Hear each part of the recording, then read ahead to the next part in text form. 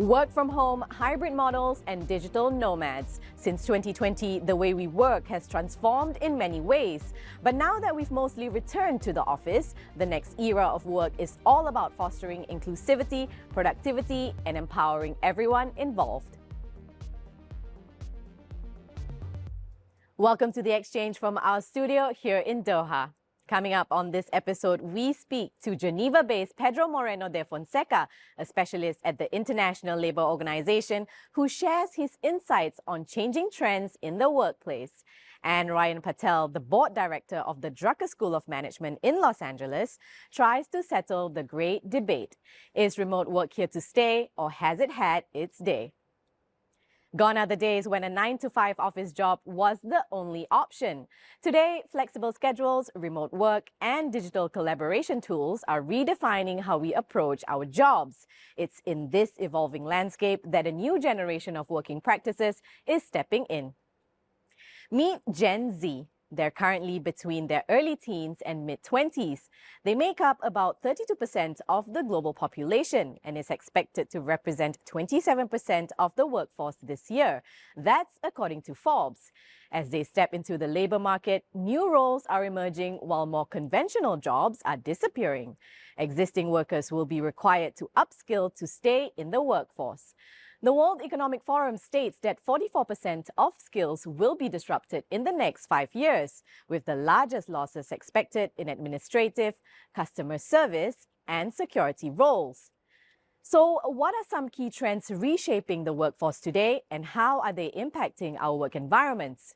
I spoke with Pedro Moreno de Fonseca, a technical specialist at the ILO, a Geneva-based United Nations agency, who highlighted the rapid advancements in communication technologies, the rise of automation, and the increasing importance of data analytics. Women are participating more in the labor market, and especially in occupations which require more science and technology skills. We have, of course, a rise in automation that is also connected to the trend for stronger use of artificial intelligence. We have also a strong employment these days of data analytics, which is affecting management, growth of the gig economy, a growth of e-commerce, and all these things are very important and are having very strong effects. But the fact that we have an aging population is also having a strong effect because people stay longer at work. Well, for companies who have decided to end hybrid work, getting employees to follow the new guideline has proven to be quite a challenge. Some have had to resort to enforcing the rules, while others have taken a softer approach by sprucing up the workspaces instead, as our reporter Cyril Forneris found out in Paris. Hello, Leila. As remote working loses momentum, business districts across the world are doing all they can to make sure people return to the office in the best conditions. Here at Paris La Défense, this means creating smaller and greener spaces. Take a look.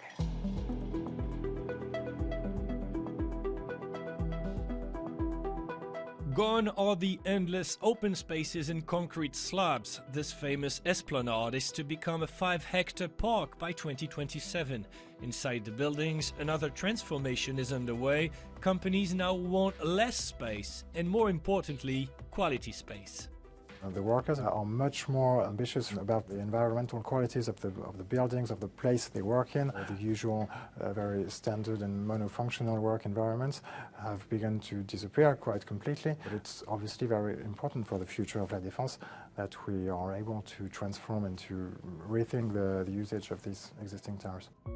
Numbers show that firms are more reluctant to invest in property, which opens up opportunities for temporary and shared workspaces. Quirk is a French startup that offers top-of-the-range office space for rent, including spa, gym, and gourmet restaurant.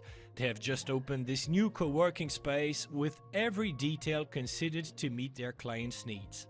Les sociétés cherchent de plus en plus de personnalisation, de flexibilité et d'un service aux standards les plus élevés. On a de plus en plus d'entreprises qui viennent chez nous pour recevoir, accueillir un client très prestigieux. Donc elles ont la confiance en venant chez nous qu'on va absolument s'occuper de tout Notre ambition, c'est vraiment d'incarner tous ces standards du monde de l'hôtellerie de luxe dans les bureaux de demain. That's it, Leila. The future of work is here, and it's all about finding balance. Well, like the companies in Paris, industry leaders like Amazon, Meta, and JP Morgan have also decided to phase out their work from home policies.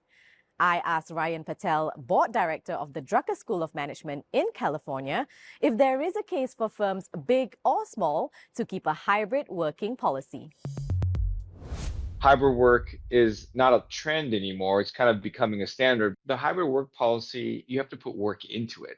So it's not something that you can just create a policy for one company, they can copy it. Now, with big companies, let's be very honest, they have a lot of real estate. So when you have a lot of real estate, what do you have to do with that? You have to use it. Amazon is setting a trend here that their policies may feel maybe rigid to others, but for them it works. I believe age diversity isn't really a challenge. I think it's a competitive advantage. When you think about having baby boomers, millennials, Gen Z, and Generation X too, I think companies have a rare opportunity to increase. So if everybody in the room looks and thinks the same, you're probably solving the wrong problem. Now it's time for our regular feature, Business in 60 Seconds. Start the clock. LG is gearing up for its fourth quarter 2024 financial results as its subsidiary LG Electronics plans to launch the Q9 AI-powered humanoid robot this year, challenging rivals like Hyundai and Samsung. LG is also accelerating investments in appliance subscription services and its AI platform business as part of a strategic shift. Levi Strauss is set to announce its Q1 2025 earnings report as it doubles down on its sustainability efforts to reduce the carbon footprint across its manufacturing, logistics, and other businesses. The denim giant aims to reduce its Scope 1 and Scope 2 greenhouse gas emissions by 90% this year. And United Airlines is preparing to release its first quarter 2025 revenue report as it rolls out Starlink's Wi-Fi on commercial flights to improve passenger experience. The US carrier aims to equip its entire fleet with this innovative technology by the end of the year. So while we can't deny that how we work and how we use our workspaces has drastically changed in the last few years, should another unprecedented event happen again, we've proven we can adapt so productivity doesn't grind to a halt. To keep up with changing trends, upskilling will play a big role in businesses across all industries. Well, that's all the time we have for on this edition of the show. Thanks for watching. Please do check out yournews.com for all your latest business news and join us again next time on The Exchange.